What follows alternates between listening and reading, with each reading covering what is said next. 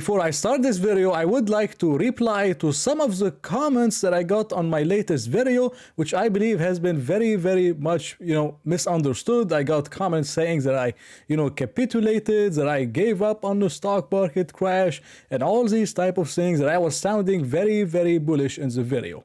And I'm gonna try to explain to you something today on what I do on the channel and why it has been very successful for my own portfolio.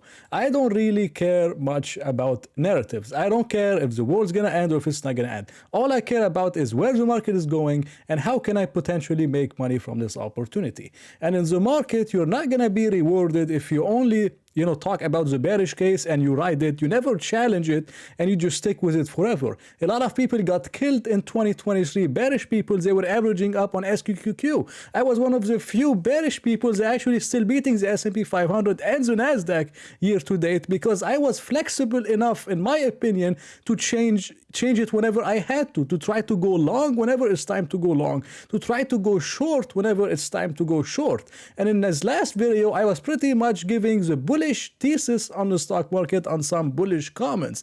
And if you're bullish, you have to think about the bullish case and the bearish case. And it's the same thing if you're bearish. You can't just go with one, single story and just ride it forever. You're gonna lose money no matter if it's a bullish story or if it's a bearish story. And I made one of the best moves this year in 2023 by actually being bullish when everyone was bearish. And this was in March 13. March 13 of 2023. This is when we had this whole SVB collapse. The S&P was going down. It went from like 415, 416. It went down to pretty close to 3,700, high 3,700s. People were calling for a GFC 2.0. People were starting to short the market. They were starting to say that we were going to 3,200, 3,300, which I was saying a few months ago. And I had a short position on the S&P 500 and it was debit spreads. And then everyone was pretty much bearish. The people in my group were extremely bearish, talking about another GFC. You had Tom Lee, which is bullish all the time, even flipped bearish on this day whenever we had this whole Silicon Valley Bank collapse. And what I did on this day, I didn't short the market. I actually covered my entire short position for 105% gain. And I bought a lot of stocks that I wanted. I bought some of the REITs, which are up around 10%. From then, I bought a NASDAQ stock, a growth company that's profitable. It went up over 15% since then. And I did pretty much the best return of the year in just being bullish in this time frame. Now, why was I bullish whenever the SVB thing happened? Because the Fed actually intervened. And my thesis was that if everyone believes that the Fed really has our backs right now, the stock market is going to recover. And this was my entire thesis, and I ended up being right. But if I was just bearish and 100% bearish, not thinking of what could be the bullish case, I would have never ever been able to actually nail this, which was one of my best calls in 2023. And my main thesis and the main bearish thesis around the market in 2023 is actually mostly around earnings. And if you look at the ISM Manufacturing Index or the Purchasing Managers Index, it has been collapsing like never before. If you look at the 10-year chart, we're approaching the March 2020 lows. Now, normally, this is somewhat of a leading indicators for a very weak economy and for a very weak earnings. Something else that's a leading indicator for very weak earnings is actually the PPI, the Producers Prices Index. It's been collapsing. Now it's 2.7%.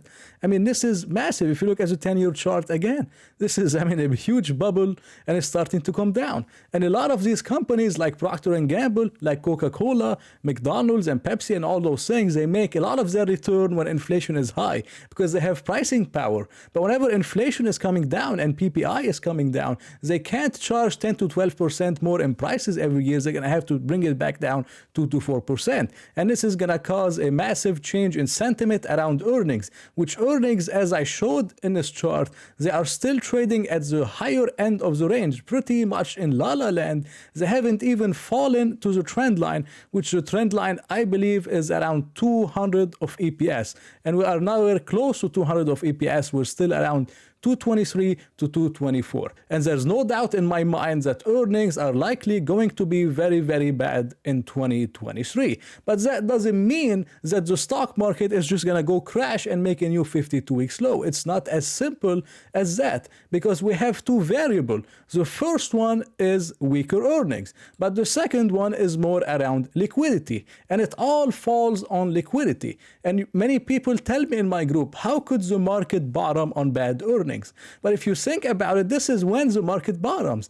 The market bottomed in 2009. We had very bad earnings, and we had, negative GDP. We had very bad things happen. Why did the market bottom in 2009? Because of liquidity. Why did the market bottom in March 2020? Whenever we had very bad earnings, very bad environment, everything was locked down. Why did we bottom? Because of liquidity. And the market follows liquidity more than it does follow fundamentals. And this is very sad to say. But if you look at the Fed's balance sheet in the yellow and the S&P in the dark blue, you can see it how pretty much everything changed since 2009. And you can see the very close correlation between the S&P 500 and the Fed's balance sheet. So this is why it all comes on liquidity. If we have very bad earnings in 2023, but if we have the Fed cutting rates and maybe expanding the balance sheet again, then I'm willing to say that the stock market might have actually bottomed.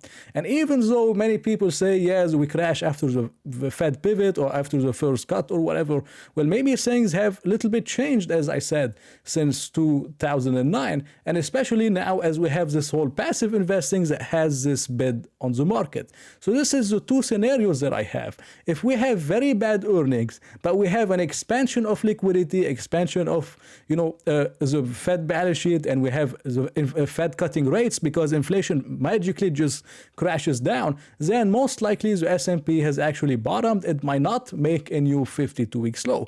But if we do have those very bad earnings, and we have the Fed withdrawing liquidity, and we have the Fed actually either hiking or not even cutting in 2023, then there's a very high chance of us breaking the October lows, which was 3490, and potentially going to 3200 on the S&P 500. So it all is a matter of inflation. If inflation stays high, liquidity is going to stay tight, and the market is going to crash on bad earnings. But if inflation goes down and the Fed does cut rates, which is unlikely in 2023, and they do keep expanding the balance sheet, then the S&P 500 might go down on bad earnings, but I don't believe it's going to make a new 52-week low and we're going to break 3490. Those are the two scenarios that I'm seeing.